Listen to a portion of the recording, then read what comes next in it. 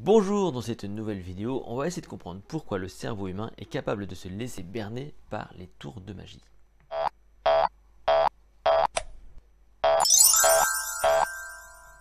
Et je sais de quoi je parle, je suis moi-même magicien, j'ai commencé la prestidigitation en 1989, j'ai d'abord une carrière d'illusionniste sur scène mais aussi en close-up, et donc j'ai toujours adoré voir les gens se laisser avoir, se laisser berner, se laisser surprendre par les illusions que je pouvais créer, à l'instar que vous avez tous vu à la télévision de magiciens comme David Copperfield avec leurs grandes illusions qui vous laissaient croire qu'il était capable de faire disparaître la statue de la liberté ou encore de passer à travers la muraille de Chine.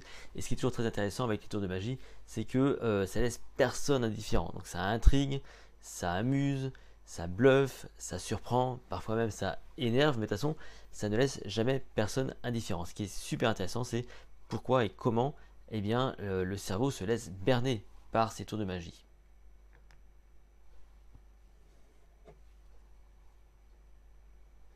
Donc déjà, vous le savez, l'attention, elle est sélective chez l'être humain. Donc on ne peut pas être partout à la fois, on ne peut pas tout voir à la fois. Par exemple, ce qui fait qu'à un moment donné, ici, vous pourriez vous laisser berner par cette pièce de monnaie qui apparaît. Pourquoi vous êtes fait berner par cette pièce de monnaie? Pourquoi est-ce que vous ne voyez pas non plus arriver cette seconde pièce de monnaie qui est ici?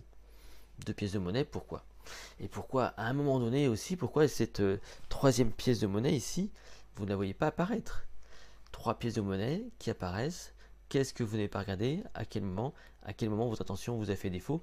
C'est un peu la question qu'on va se poser, qui fait que votre cerveau a été berné. Alors votre cerveau, c'est un organe qui évolue dans un monde complexe et donc qui va vous amener à anticiper les choses. Et son rôle, c'est vraiment d'anticiper les choses. Donc quand vous apprenez toute votre vie, c'est pour anticiper les choses, être de plus en plus efficace. Donc quand vous êtes face à quelque chose que vous avez anticipé mais qui n'arrive pas, par exemple, j'ai une pierre dans les mains, je la lâche, je m'attends, j'anticipe que cette pierre va tomber par terre.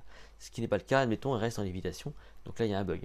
Des trucs beaucoup plus communs, c'est typiquement par exemple, vous avez une bouteille d'eau sur la table, vous allez la saisir et vous vous attendez à ce qu'elle soit lourde, et vous n'avez pas vu qu'elle était vide, et vous la saisissez, tout d'un coup vous vous laissez embarquer par votre force que vous aviez anticipée pour attraper cette bouteille d'eau. Et donc là, il y a comme une forme d'illusion qui se passe. Parce que vous avez anticipé le poids de la bouteille et votre perception, du coup, là, était erronée. Donc, votre mémoire, elle est remplie d'évidences, des choses que vous avez apprises. Ces évidences vous permettent d'être plus rapide pour traiter l'information. Et en fait, vous vous faites surprendre. Par exemple, j'ai ici, allez, un petit tour de magie. Le premier tour de magie que j'ai appris quand j'étais enfant, avec ce dé à coudre, ici, que je vais donc juste placer ici sous mon bras. Et en soufflant dessus, eh bien, il disparaît pour revenir ici. Qu'est-ce qui se passe à ce moment-là? C'est un truc très simple, vous pouvez le faire chez vous, il n'y a pas de problème. C'est que, en fait, on part sur des évidences que quand je mets ça dessous et que je presse ici et que je retire mon pouce, forcément, l'évidence, c'est que la pression sur le pouce garde le dé à coudre. Réellement, qu'est-ce que je fais? C'est qu'en allant là, je vais juste enfermer le dé à coudre dans ma main, ce qui fait que ça va faire ça. Hop, hop. L'évidence, elle est là parce qu'on est aussi dans un truc d'anticipation. Si je lâche, ça tombe. Sauf que, effectivement, en faisant ça, je vais basculer, vous montrer que c'est vide.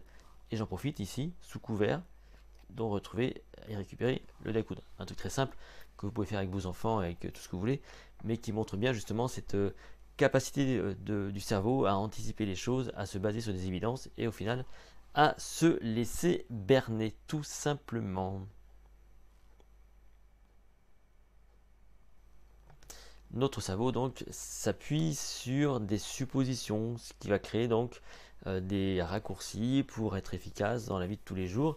Et lorsque ces évidences, ces suppositions sur lesquelles on s'appuie ne sont pas remplies, lorsqu'on anticipe quelque chose et que notre capacité d'anticiper est mise à défaut, c'est là qu'il y a ce fameux élément de surprise. On est donc surpris par ce qui se passe. Et au final, on est plus ou moins face à une illusion de la vie de tous les jours, et c'est ce que font les magiciens. Donc on joue avec ces évidences, on joue avec votre attention, on joue sur le fait que l'attention elle est de toute façon sélective, et qu'avec tout ça, voilà, on peut vous emmener dans nos univers de magiciens. Voilà. Si cette vidéo vous a plu, n'hésitez pas à la liker, à la partager. Vous pouvez donc vous abonner à cette chaîne YouTube, me retrouver sur mon site https://les-secrets.com. Et quant à nous, on se retrouve dans une toute prochaine vidéo.